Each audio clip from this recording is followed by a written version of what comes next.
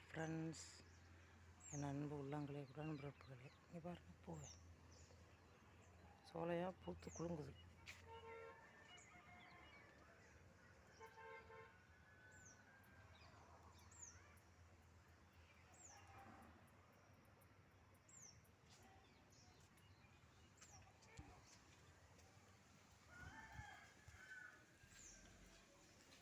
பூஜைக்கு வேண்டிய பூவெல்லாம் வீட்டிலே இருக்குது.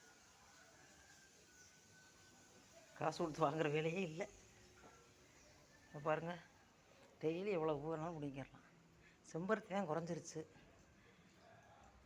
இருந்தாலும் ஒன்று ஒன்று பூக்குது. இந்த பூ பூக்குது, இந்த பாருங்க, இந்த பாருங்க, இந்த பூவை பாருங்கள்.